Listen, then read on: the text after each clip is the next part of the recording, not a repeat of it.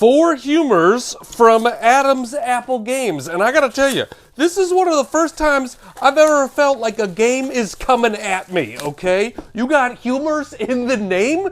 You're like, this game is, I feel like this game is being like, oh, you think you're a funny comedian? I got 4 Humours. Let's hear a joke. Oh, I give that one a 2.5. I'm still at 4. I've got all the Humours over here and you only have 1. I'm so much funnier than you. I have no idea if this game is supposed to be funny at all. I don't understand what the word Humours is referring to here, except for it thinks it's funnier than me. Okay, that's all I take out of this. So I don't know that much about this game, but I'm gonna play it and I'm gonna be ragging on it the whole time. I'm gonna be roasting this game the entire time I play it to show it that it ain't got nothing on me. You ain't got nothing on me, game. You me doing this professionally for a long time.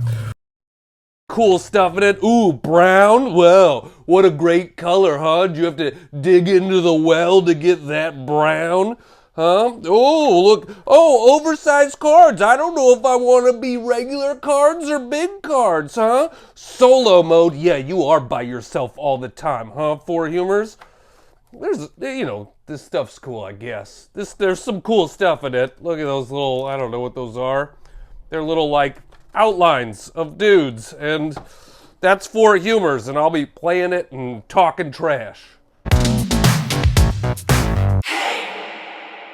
Among Cultists. This is not just a social deduction game. This is a social deduction thriller. Oh, who knows what's gonna happen in this social deduction game? It's so thrilling. Every time I play it, I'm just thrilled. So this is, obviously, as you can tell, a pretty big box social deduction game. And I'll say I love social deduction games. And so I'm excited to try this one out. What? Why is the rulebook upside down and the box was that way? That never happens. I reset the game that way. That's how I re-put them back away, not how they come originally. And so, yeah, this is a social deduction game where you are trying to stop the ritual of a cult before it happens. And so, you know, a knife. It's already thrilling. This unboxing is thrilling. There's a big old clock that I already knocked out on accident, you know. Ooh, a letter opener. You could stab somebody with that, too. There's so many ways to stab somebody. You could smash a light bulb over somebody's head. I have no idea if you're doing that in this game, but I'm just already thinking about all the ways I could kill somebody. Is that a problem? That feels like a problem. That's where I first went to, is all the ways I could kill somebody in this game. They kind of look like ghosts. They do look like ghosts. I feel like these people have died. And so, whoa, look at all these different rooms you can explore. Kind of gives me like a little Mansions of Madness vibe. Okay, so there's a lot going on. This is a social deduction game with a lot going on. There's a lot of strategy in here. There's a lot of components. There's a lot of stuff to explore in here. And so, oh, look at this. Look at that. This is... Am I going to a wedding or am I playing this game? You know, this is save the date here. We spent way too much money on this stuff. There's a lot of, oh, look at these big old chunky things. Hockey pucks. You can play hockey after you're done playing this game. That's fun. Knarr from Pandasaurus Games. This one comes out early next year. And I gotta tell you, that title Knarr makes me think of 2 things. Either this guy is about to shred some waves, oh, Knarr, bro, or this is a terrible accent saying no. Knarr! Don't keep your hands off me! Knarr! Yeah, I don't want it! I don't want it! I don't know why that became Scottish in my brain, but it did eventually. This is a game about Vikings, if you couldn't tell from this strapping gentleman on the cover. Ooh, you got your hair in braids? I want a taste of you. This is a Viking game, and I am a sucker for Viking games. It's one of my favorite themes in games. I like a ton of different Viking games, and so, you know, you're building up your Viking clan. You are sending them out to explore different areas. Is there pillaging? I would guess so. It's a Viking game. What's a Viking game without pillaging, you know? And look at those are cool designs. This is a nice little tuck box here. Hey, how are you doing? I'm sorry you're stuck tending to the children as I'm out pillaging here. That's history. Oh, that guy is, he looks like he thinks he's pretty smart. You know what I mean? That guy feels like he's like, I should be running things. And we're like, I don't know. And then he's like, no, I do know.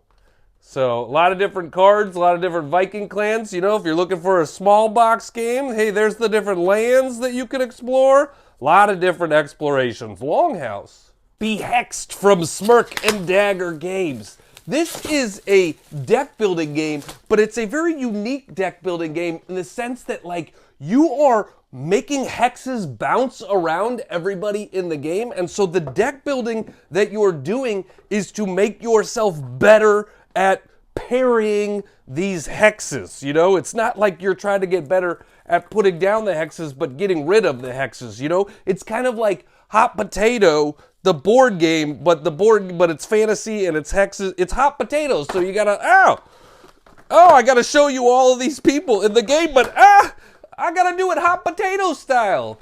Yikes! Oh, there's a lot of different, these are all different wizards that you can play as in here, and there's some asymmetry between the different wizards and all, you know, a market that you can buy cards from, and that's, you shouldn't buy cards for the market. That's not how this game works. You can buy cards from the market because that's how you make your deck stronger. If you're buying cards for the market, you're just helping everybody else win, and that seems like a bad strategy. I don't think you know how to play games very well.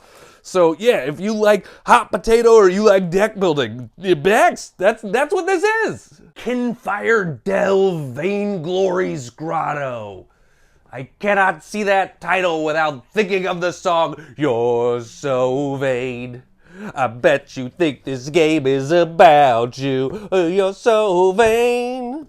This is a new game from Incredible Dream Studios, and they are building worlds with the games that they are making. They're trying to, like, you know, have all different types of stuff that connect into the same world. And so they recently released Kinfire Chronicles, which was a big narrative campaign game. Well, this is set in the same universe, but obviously a much smaller game. And it is it's still got some of the same characters, but this is a solo or two-player cooperative game, and it seems pretty unique because you are diving through the deck and trying to beat different bad guys and obstacles as you go through the deck. And, you know, there's dice, and they're custom dice, and they have different symbols that none of us have learned yet. I don't know what to say about these because I haven't read the rulebook.